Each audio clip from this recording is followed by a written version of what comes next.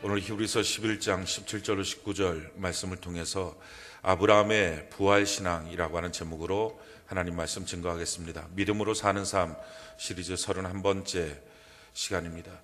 올해 겨울에 들어서 가장 추운 날씨에 이렇게 성전에 나와서 하나님 앞에 이게 좀 울리죠? 예, 성전에 나와서 예배하는 여러분들에게 하나님의 은혜와 하나님의 복이 넘치기를 바랍니다.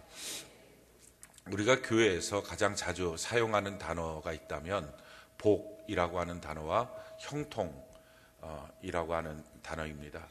이 복이라는 단어와 형통이라는 단어를 우리가 혼용해서 계속 울리는데요, 이쪽이. 예, 혼용해서 우리가 이거는 어디 마이크가 켜져 있어서 그래요. 다른 마이크 혹시 켜져 있는지를 한번 확인해 보시면 좋겠어요. 방송실에서. 복이라고 하는 단어와 이 형통이라고 하는 단어, 이 두 가지 단어를 우리가 많이 혼용해서 사용을 하는데, 사실은 이 복이라는 단어와 형통이라는 단어는 좀 다른 의미가 있습니다. 복이라고 하는 것은 하나님께 인정을 받는다, 그래서 하나님이 함께 하신다, 이런 의미가 있고요. 형통이라고 하는 것은 이렇게 인정받은 삶이 증거로 나타나는 것, 하나님이 함께 하시는 증거가 나타나는 것, 이것을 형통이라고 합니다. 그러니까 복은 좀 내재적인 의미고 형통이라고 하는 것은 좀 외형적인 의미를 이렇게 갖게 됩니다. 그래서 이 두 가지가 좀 다른데, 이 복이라고 하는 것은 하나님이 복의 근원이 되셔서 하나님의 사랑하는 자들에게 복을 주십니다. 그런데 이 복을 받아야 형통이 있게 되는데, 이 복이라고 하는 것을 받는 방법, 그 원리를 성경은 우리에게 분명하게 말씀하고 있습니다. 일주일 월화수목 금토일이 있지만 그 중에 아무 날이나 우리가 복을 받는 게 아니라 오직 하나님이 복되다라고 정하신 날이 있습니다. 그것이 바로 안식일인데, 그것이 이제 신약 시대로 오면서 주일날로 바뀌어져서 오늘 우리가 예배드리고 있는 바로 이 날이 바로 하나님이 일주일 중에 다른 날은 아니고 오직 이날 하루만 복이 있고 복을 받을 수 있는 날이다 라고 정해놓으신 것입니다. 창세기 2장 3절에 보니까 하나님이 그 일곱째 날을 복되게 하사 거룩하게 하셨으니 이는 하나님이 그 창조하시며 만드시던 모든 일을 마치시고 그날에 안식하셨습니다. 그러니까 다른 날 월화수목금토일 중에서 다른 날은 복이 있는 게 아니라 이 주일날, 이날 하루 복이 있고 이날에 바로 하나님이 복을 주신다 하는 것입니다. 이 많고 많은 시간 중에서 하루를 정하신 하나님, 그리고 많고 많은 장소 중에서 아무 장소에서나 복을 주시는 게 아니라 예배드리는 성전에서 하나님은 복을 주시겠다라고 정해놓으셨습니다. 출애굽기 20장 24절에 보면 내게 토단을 쌓고 그 위에 내 양과 소로 내 번제와 화목제를 드리라. 내가 내 이름을 기념하게 하는 모든 곳에서 내게 임하여 복을 주리라. 그러니까 하나님은 하나님께 예배드리는 곳, 하나님 앞에 찬양하는 곳, 기뻐하는 곳, 바로 그곳에서 임재하셔서 예배드리는 성전에서 하나님은 복을 주시겠다라고 장소를 정해놓으셨습니다. 근데 이 예배드리는 것도 사실은 아무데나 가서 예배드리는 것이 아니라 내게 주어진 내 교회, 내 예배당에서 예배드릴 때 하나님은 복을 주십니다. 신명기 12장 13절 14절에 보면 너는 삼가서 내게 보이는 아무 곳에서나 번제를 드리지 말고, 내 눈에 보이는 아무 예배당이나 가서 예배를 드리는 것이 아니라 오직 너희 한 지파 중에 여호와께서 택하실 그곳에서 번제를 드리고, 하나님이 우리에게 정해놓으신 바로 그곳, 그게 뭡니까? 내가 등록되는 내 교회, 내 성전, 거기서 하나님 앞에 예배를 드려야 된다. 그리고 또 내가 내게 명령하는 모든 것을 거기서 행할지니라, 이렇게 말씀합니다. 그러니까 주일날이라고 하는 날을 정해놓으시고 내 성전에서 예배드리는 것이라고 하는 장소를 정해놓으셨습니다. 그리고 이곳에서 장소를 정해놓으시고 난 다음에 복받는 통로가 뭐냐? 성경이 이렇게 말합니다. 민수기 6장 23절 27절에 보면 아론과 그의 아들들에게 말하여 이르기를 너희는 이스라엘 자손을 위하여 이렇게 축복하여 이르되 여호와는 내게 복을 주시고 너를 지키시기 원하며 여호와는 그의 얼굴을 내게 비추사 은혜 베푸시기를 원하며 여호와는 그 얼굴을 내게로 향하여 드사 평강 주시기를 원하노라 할지니라 알아. 그들은 이같이 내 이름으로 이스라엘 자손에게 축복할지니 내가 그들에게 복을 주리라. 그들이라고 하는 것은 아론과 그 아들들, 지금으로 말하면 목회자를 말합니다. 이 목회자는 교회 안에 크게 두 가지 부류의 목회자가 있는데, 풀타임으로 직업적으로 목회를 하는, 예를 들어서 우리 교회 같은 경우는 저와 또 부목사님과 또 전도사님들로 구성된 풀타임 사역자가 있고 또 평신도들 중에서 목회를 위하여 부르심을 받은 우리 교회로 말하면 청장년 셀장, 교사 선생님들 또 봉사팀장들 말합니다. 이들이 바로 목회자인데 이 목회자들 그들은 이스라엘 자손에게 축복하라. 이스라엘 자손은 지금으로 말하면 영적인 이스라엘 백성들 성도들을 말합니다. 성도들에게 축복이 뭡니까? 복을 빌어주는 것입니다. 이렇게 복을 빌어주게 되면 그 소리를 하나님이 하늘에서 들으시고 하나님이 그들에게 복을 주시겠다 하는 것입니다. 그러니까 이 복이라는 게 뭡니까? 하나님이 인정해 주시고 함께 해 주시겠다 하는 것입니다. 그래서 다른 날이 아니라 거룩한 주일날, 다른 곳이 아니라 내 성전에 가서 하나님 앞에 예배 드릴 때, 또 내 목사님을 통하여, 내 셀장님을 통하여 그렇게 축복의 말을 들을 때 내가 아멘 하고 마음으로 받으면 하나님이 그 사람들에게 복을 주시겠다 하는 것입니다. 이 복은 내재적인 것이라서 겉으로 드러나지 않습니다. 그래서 주일 예배 드리고 난 다음에 뭐가 나타나는 것도 아니고 뭐가 손에 잡히는 것도 아니고 그렇습니다. 그런데 하나님이 내게 복을 주셨다. 다른 말로 하면 하나님이 나를 인정해 주셨다. 하나님이 나와 함께 하신다. 이 믿음을 갖는 것입니다. 이 믿음을 갖고 그 다음부터 복 있는 사람으로 사는 것입니다. 그럼 복 있는 사람은 어떻게 살아야 하느냐? 시편 1편 1절로 3절에 보면 복 있는 사람은 이라고 시작합니다. 악인들의 꾀를 따르지 아니하며 죄인들의 길에 서지 아니하며 오만한 자의 자리에 앉지 않고, 그러니까 복 있는 사람이 되고 나면 그때부터 이 복이 있으면 그 복을 갖고서 우리가 임신만 해도 앉을 자리, 만날 사람, 해야 될 것 가리면서 하는 것처럼 내가 하나님의 복이 있으니까, 내가 하나님이 지금 나와 함께 하시니까 뭘 해야 되느냐? 두 가지를 조심해야 됩니다. 먼저 생각을 조심하는 겁니다. 악인의 생각들, 세상 속에서의 상식, 생각, 이런 것들로 내가 물들지 않고 하나님 중심으로 내 생각을 바꾸고, 두 번째는 교제권을 절제하는 것입니다. 내가 만나면 내가 타락하는 교제권, 내가 만나면 내가 그 안에서 신앙생활이 무너질 것, 하나님을 잊을 것 같은 교제권, 이런 교제권에 있는 것에서 내가 떠나서 하나님 중심의 교제권으로 내가 교제권을 바꾸는 것입니다. 그렇게 하고 난 다음에 오직 여호와의 율법을 즐거워하여 그의 율법을 주야로 묵상하는도다. 하나님의 말씀을 기뻐하면서 우리가 큐티하는 거죠. 그렇게 큐티하면서 하나님의 말씀 안에서 내가 기뻐하고 주야로 그 말씀이 무슨 말씀인지 생각하고, 이렇게 하는 것을 통해서 살다 보면 그 한 주간에 그는 시냇가에 심은 나무가 철을 따라 열매를 맺으며 그 잎사귀가 마르지 아니한 같으니 그가 하는 모든 일이 다 형통하리로다. 받은 복이 증명으로 나타나게 될 것이다. 할렐루야. 이것이 바로 하나님의 백성들의 삶의 리듬입니다. 그러니까 거룩한 주일날, 복 있는 주일날에 하나님께 나와서 내 성전에서 예배를 드리는 겁니다. 그렇게 축복의 말을 듣는 것입니다. 그 축복의 말을 듣고 나면 하나님이 내게 복을 주셨다 하는 마음의 믿음을 갖고 그 믿음대로 한 주간을 살면서 갈 자리 안 갈 자리 내가 구별하고, 사람들 만나는 거 교제권도 생각하고, 또 내 머릿속에는 생각도 잘 점검하면서 하나님의 말씀 중심으로 하루하루 순종하고 기도하면서 그렇게 살다가 보면 그날 필요한 하나님이 그 받은 은혜, 복이 나타나는 형통을 우리의 삶에 주신다는 것입니다. 오늘 거룩한 주일날 우리가 하나님의 성전에 나왔습니다.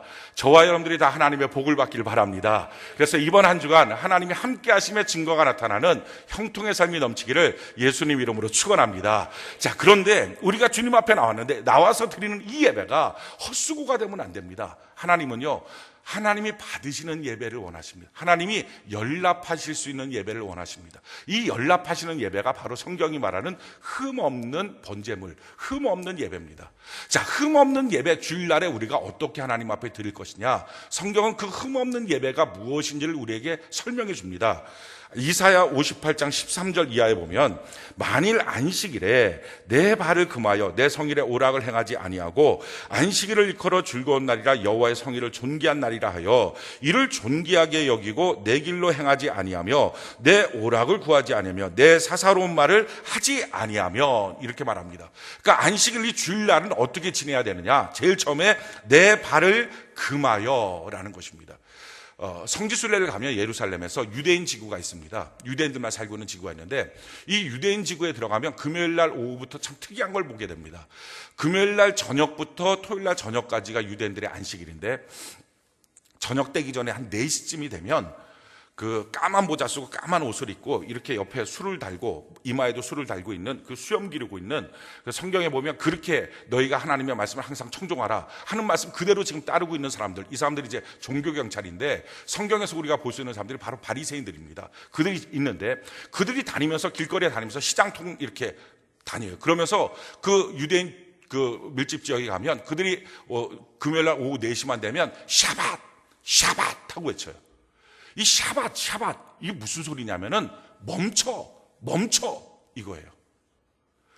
저는 처음에 그 소리가 뭔지 몰랐는데 나중에 알고 난 다음에 야, 이게 안식일이구나, 이게 주일이구나, 이게 주일 성수구나. 멈춰. 내가 가던 길을 멈추는 거예요. 그게 금하고예요. 내가 가는 길을 금하는 것. 내가 지금 하고 있는 생각을 멈추는 거예요. 내 마음의 감정을 좀 멈추는 거예요. 내 욕심을 멈추는 거예요. 내 분노를 멈추는 거예요. 내 마음의 자괴감을 멈추는 거예요. 멈춰. 샤밧. 근데 이렇게 샤밧 하고 외치면요, 그 상가에 있는 사람들이 셧다운을 다 내려요. 나와갖고 4시에 셧다운을 다 내리는데, 그래갖고 이제 그 안식일 끝날 때까지 장사를 안 하는 거죠. 다 내리면서 이제 채소 장사 또는 뭐 이렇게 과일 장사, 생선 장사, 이런 사람들은 그 물건이 다 썩으니까 팔 수 없으니까 그 물건들을 자기 가게 앞에다가 다 내놔요. 그리고 문을 닫아요. 그 문을 딱 닫고 나면 가난한 사람들이 쭉 가면서 그 물건들을 가져가서 안식일을 준비해요. 그러면서 안식이 진행되는 거예요. 어떻게 보면 되게 손해보는 것 같죠. 근데 우리가 아는 것처럼요, 이 유대인들이 세계 최고의 부자예요. 하나님 채워주신 거예요. 그러니까 샤밧.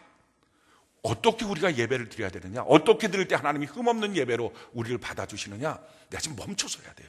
일주일 동안 살면서 여러 가지 감정의 찌꺼기들이 있어요. 죄악의 찌꺼기들이 있어요. 내 삶에 대한 인생의 계획이 있어요. 그걸 샤밧 하고 멈추는 거예요. 자, 금하고 그 다음에 어떻게 하라고요? 내 성일에 오락을 행하지 아니하고 안식일을 걸어 즐거운 날이라 여호와의 성일을 존귀한다. 이 날이 참 즐거운 날입니다. 기쁜 날입니다 라고 하나님 앞에 고백하는 거예요. 그 다음에 내 오락을 구하지 아니하며 내 길로 행하지 아니하며 내 스케줄을 만들지 않는 거예요. 나는 주님의 날. 그래서 내 마음대로 스케줄 만들지 않고, 그 다음에 어떻게 하느냐, 사사로운 말 하지 않고, 예배당에 와서 쓸데없는 얘기들 하지 말고, 하나님 안에서 은혜 받는 얘기들 그 말만 하고, 그렇게 있으면 하나님이 지켜주시는 온전한 예배가 된다 하는 것입니다. 오늘 우리가 이 시간에 우리가 이렇게 준비되어서 하나님이 받으시는 흠없는 예배자로 오늘 이 시간 이 예배가 성공되기를 바랍니다. 근데 우리가 아무리 준비해도 사실 우리 안에는 흠이 있어요.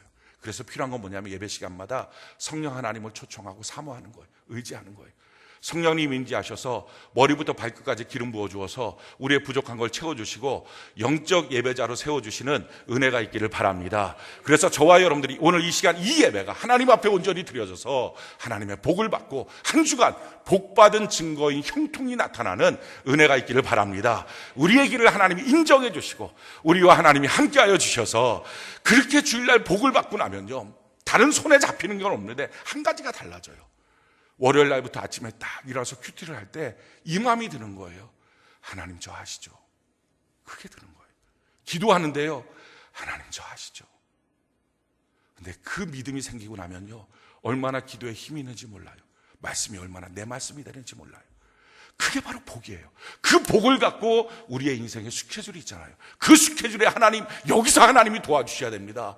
그러면 하나님이 그렇게 기도하면 그래 내가 널 안다 하고 손잡아 주시고 하나님이 함께 하시는 증거가 나타나는 것, 이게 형통입니다. 우리 이번 한 주간 이 복과 형통이 넘치는 한 주간이 되기를 예수님 이름으로 축복합니다. 오늘 본문 말씀은 아브라함의 부활 신앙이에요. 이 부활이라고 하는 단어는 기독교에 있어서 가장 중요한 단어입니다. 아나스타시스라고 하는 단어인데 다시 살리신다, 재창조하신다, 이런 뜻입니다. 이 재창조라고 하는 이 부활의 신앙을 우리가 소유하는 것, 이것보다 더 중요한 것은 없습니다. 이게 승리의 자원입니다. 오늘 우리가 아브라함을 통해서 어떻게 그는 이 부활신앙을 소유했고 부활신앙을 소유하게 되고 난 후에 하나님이 그의 인생을 어떻게 재창조하셨느냐, 우리가 이것을 좀 살펴보기를 원합니다. 하나님이 아브라함한테 약속을 해주셨어요. 너한테 아들 줄 것이다. 그리고 그 아들이 천하 만민들에게 복을 나눠줄 것이고, 그리고 그 아들을 통해서 하늘의 별처럼 바다의 모래알처럼 그 많은 자손들을 너에게 줄 것이다. 하나님 축복의 약속을 했습니다. 그리고 그 축복의 약속대로 하나님께서 100세가 되었을 때, 아브라함 100세가 되었을 때 아들을 주셨어요. 하나님의 축복의 아들이잖아요. 그 축복의 아들을 보면서 그 약속을 같이 서로 나누면서 그 아들을 양육하는 거예요. 이삭아, 너를 통해서 하나님 복 주실 거야. 너를 통해 천하 만민이 복을 받을 거야. 너는 약속의 자녀야. 막 이렇게 서로 축복을 갖고 같이 나누면서 인생의 계획을 세우는 거예요. 아브라함과 이삭이 같이 우리의 삶을 어떻게 살아갈까 계획을 세우는 거예요. 자, 그렇게 축복의 약속을 갖고 계획을 세우고 있던 어느 날 하나님이 느닷없이 명령을 하십니다. 너가 사랑하는 독자 아들 이삭 모리아 산에 와서 내게 번제로 바쳐라. 이 번제라고 하는 것은 지금으로 하면 토막 내는 거예요. 토막. 그래서 불로 태워버리는 거예요. 어떻게 사랑하는 아들을 그렇게 토막내서 불로 태울까? 이걸 어떻게 하나님이 내게 명령하실까? 아브라함은요, 갈등했을 거예요. 아들을 죽인다는 일도 갈등이지만 더 큰 갈등은 하나님 축복의 약속으로 주신 아들인데, 그렇게 축복의 약속인데 어떻게 하나님의 명령은 정반대, 상반되는 명령, 죽이라는 명령을 주실까? 이게 맞지가 않는다. 갈등했을 거예요. 근데 그 갈등 가운데 아브라함이 3일 길을 걸어가면서 마침내 자기 마음속에 한 가지 분명한 믿음이 생겼어요. 그 믿음이 바로 부활신앙이에요. 오늘 이 부활신앙, 아브라함이 고백한 믿음이 뭔지 우리 본문 말씀 다시 한번 읽어볼까요? 히브리서 11장 17절부터 19절까지 오늘 본문 말씀인데 우리 같이 한번 읽어봅시다. 시작. 아브라함은 시험을 받을 때에 믿음으로 이삭을 드렸으니 그는 약속들을 받은 자로 돼 그 외아들을 드렸느니라. 그에게 이미 말씀하시기를 내 자손이라 칭할 자는 이삭으로 말미암으리라 하셨으니 그가 하나님이 능히 이삭을 죽은 자 가운데서 다시 살리실 줄로 생각한지라. 비유컨대 그를 죽은 자 가운데서 도로 받은 것이니라. 아브라함은요, 3일 길을 내려가면서 하나님 어떻게 그런 명령을 하십니까? 그러다가 생각을 바꿨어요. 내가 할 수 있는 것 주님 앞에 순종하는 거지. 그런데도 하나님이 신실하신 하나님, 약속을 하나님 버리지 않는다. 분명히 약속을 지키신다. 그럼 결론이 뭐냐? 나는 순종하여 죽이지만 하나님은 이 아들을 다시 살려주실 것이다 라고 하는 부활신앙을 딱 소유한 거예요. 근데 이 부활신앙을 소유하고 나서부터는요, 하나님의 말씀이 부담스럽지가 않은 거예요. 하나님의 말씀이 부당하게 여겨지지도 않는 거예요. 죽이는 것은 나의 순종인데 어차피 하나님이 살려주실 걸. 그게 뭐가 그렇게 큰 순종의 문제고 그게 큰 갈등의 문제일까? 생각이 바뀌어지는 거예요. 우리가 부활신앙을 소유하면요, 순종하는 게 어렵지가 않아요. 부활신앙을 소유하면요, 절대 순종이 돼요. 그렇게 하나님 앞에 딱 순종을 하는 거죠. 그랬더니 하나님께서 그 이삭을 모리아 산에 올라가서 죽이려고 할 때 아브라함아, 아브라함아, 너 아들 이삭 죽이지 마라. 너가 나를 경외하는 걸 지금 봤다. 그러고 하나님이 약속하시는 말씀이 이 말씀이에요. 창세기 22장 14절에 보니까 아브라함이 그 땅 이름을 여호와 이레라 하였으므로 오늘날까지 사람들이 이르기를 여호와의 산에 준비되리라 하더라. 하나님이 준비하신 하나님, 하나님이 예비하신 하나님, 그 예비하신 길로 그의 인생을 재창조하십니다. 자, 보십시오. 아브라함은 축복의 아들 이삭과 더불어 인생의 계획을 세웠어요. 아브라함의 계획이죠. 근데 그 아브라함의 계획 갖고서는 인생이 재창조되지 않아요. 사람은요, 자기 뜻대로 무엇인가 인생을 다시 만들고 인생을 리모델링하고 인생을 다시 한번 설계하고 그럴 때 무엇인가 될 것 같지만 그거 갖고는 안 되는 거예요. 왜냐하면 사람이 무엇인가 만들 때는 꼭 자기만큼의 욕심이 들어가요. 그 욕심이 잉태해서 죄가 되고요, 죄가 잉태해서 사망이 돼요. 그것 때문에 안 되는 거예요. 그것마저도 다 내려놓고 하나님께서 주시는 새로운 인생의 재창조로 들어가야 되는데 그게 되려면요, 방법은 하나예요. 내가 갖고 있는 거 다 내려놓고 죽여야 되거든요. 근데 그게 안 되는 거예요. 그걸 위해서 하나님께서 명령하시는 거예요. 너 아들 죽여라. 우리 인생도 마찬가지 경우들이 있어요. 하나님이 축복으로 기업을 주십니다. 하나님이 축복으로 가정을 주십니다. 하나님 축복으로 자녀를 주십니다. 하나님 축복으로 내게 직장을 주시고 내 인생을 주십니다. 그래서 하나님이 주신 은혜와 축복 가운데 감사하면서 하나님을 섬깁니다. 하나님, 이 안에서 참으로 놀라운 계획들을 갖고 내가 이 일들을 설계하면서 하나님 앞에 나갑니다. 근데 그렇게 설계하고 나갈 때요, 느닷없이 시험이라는 게 닥쳐와요. 역경의 먹구름이 닥쳐와요. 내게 주신 축복과 정반대되는, 상반되는 어떤 상황, 어떤 일, 어떤 험악한 인생의 먹구름, 고난의 먹구름이 닥쳐와요. 그래도 우리가 갈등하겠죠. 하나님 어떻게 이렇게 축복의 자녀를 주셨는데, 축복의 가정을 주셨는데, 축복의 기업을 주셨는데 내 인생에 왜 이와 같은 문제가 터집니까? 이거 어떻게 하면 좋습니까? 이게 지금 아브라함이 겪고 있는 모리아산까지 걸어가는 그 길이에요. 그런데 거기서요, 아브라함 한 가지를 붙잡았던 거죠. 난 그래도요, 주님을 떠날 수가 없네요. 아브라함이 선택할 수 있는 길이 여러 가지가 있었겠죠. 하나님 그렇게 명령해도 나 몰라요, 나 도망갈 거예요, 나 여기 안 있을 거예요. 이삭 데리고 도망갈 수도 있겠죠. 사람들은요, 자기가 고통스러우면 피해요. 안 보면 된다고 생각해요. 나를 안 보면, 내가 안 보고 내가 그 자리에 없으면 차라리 내 마음이 편하겠다. 또는 어떤 때는 내가 없는 게 도와주는 거다, 이렇게까지 생각이 들면서요 피하려고 그래요. 근데 피하면 영영가도 부활신앙은 없어요. 근데 아브라함은요 마음속에 축복의 아들 주시는 하나님, 좋으신 하나님, 그분도 너무 감사하고 찬양하고 기뻐하지만 아들 죽이라고 명령하신 하나님, 내가 그 하나님도 내가 버릴 수 없어요. 내가 피할 수 없어요. 난 하나님 안에 있을 거예요. 난 주님 안에 있을 거예요. 주님 안 계시면 안 돼요. 난 주님의 몸된 교회 공동체 안에 있을 거예요 라고 뿌리를 탁 내리니까요, 그때부터 마음속에 피어오르는 신앙이 생기는 거예요. 그 신앙이 뭐예요? 어차피 이 안에 있으면 내가 죽어야 되는데 죽음은 하나님의 축복의 약속은 어디로 갑니까? 거기서 깨닫게 되는 거죠. 그래요, 하나님의 명령대로 하나님이 주신 상황대로 나는 죽지만 죽었을 때 살리시는 분은 하나님인 걸 믿습니다 하는 부활신앙이 딱 떠오르는 거예요. 예수님이 부활하셨다, 부활신앙 소유하는 것, 우리 인생은 다시 주님 안에 다시 살아난다, 이 부활신앙 소유하는 것, 그건 들어서 되지 않아요.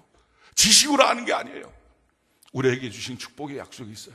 근데 그 축복의 약속을 붙잡고 막 인생을 하나님 안에서 설계하면서 기쁨으로 가다가 이 축복의 약속이 다 무너질 것 같은 인생의 먹구름이 닥쳐왔을 때, 그때 그래도 나는 주님을 좋아해요, 그래도 난 주님을 사랑해요, 난 주님과 다른 것을 바꿀 수 없어요, 난 주님 안에 거할 거예요, 이렇게 주님 안에 뿌리를 깊이 내리는 순간에 그때부터 내 마음에 깨닫게 되고 알게 되는 그 말씀.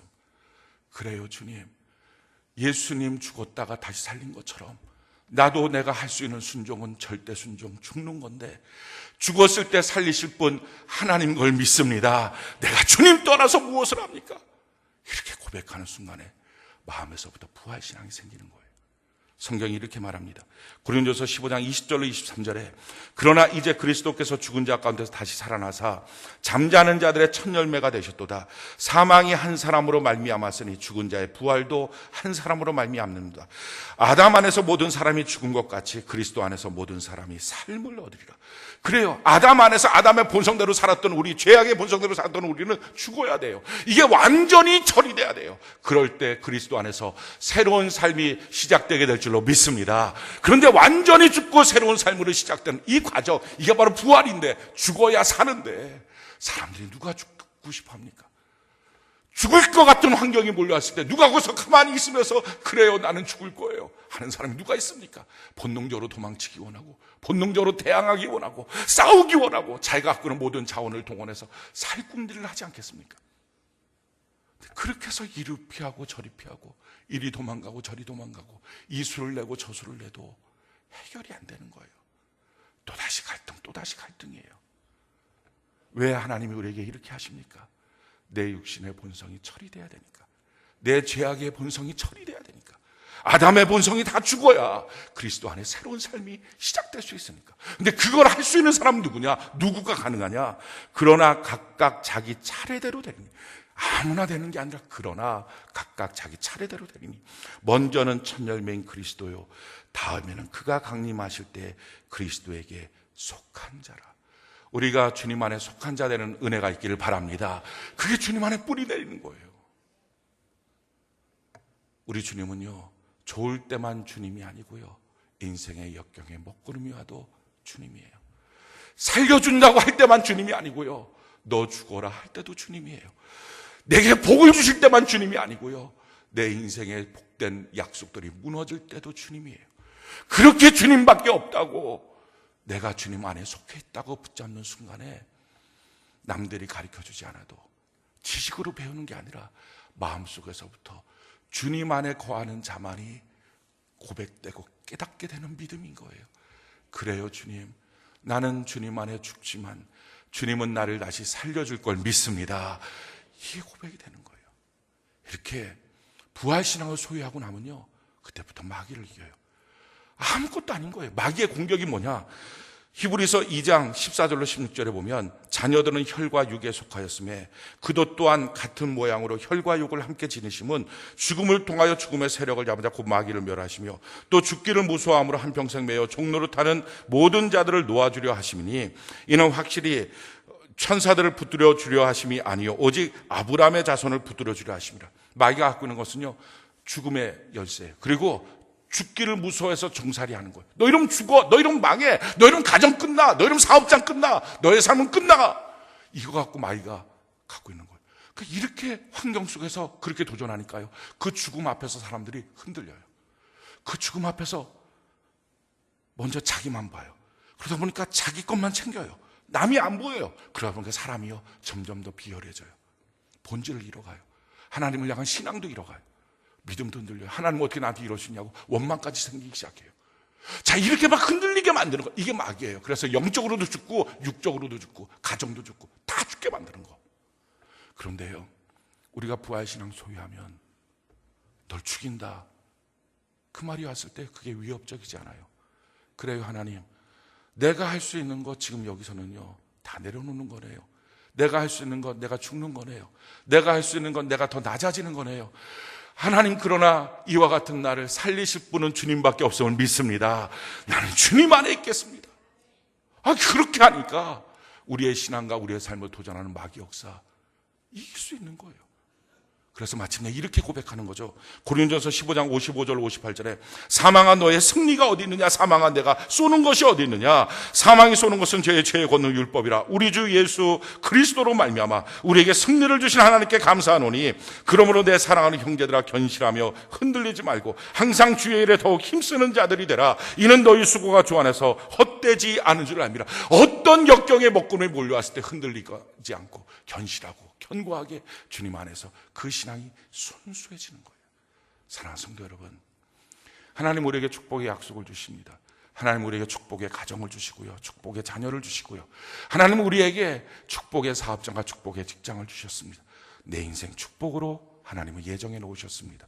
이런 우리의 인생길을 걸어갈 때 이런 축복이 다 사라질 것 같은 역경의 먹구름이 몰려옵니다. 왜 그런 역경의 먹구름을 하나님이 허용하실까요? 그때 우리 신앙이 순수해져요. 난 주님밖에 없다고. 내가 돈 때문에 주님 따르는 것도 아니고, 사람 때문에 따르는 것도 아니고, 지위 때문에 따르는 것도 아니고, 난 그래도 주님이 좋다고. 이렇게 신앙을 가질 때 순수한 신앙이 돼요.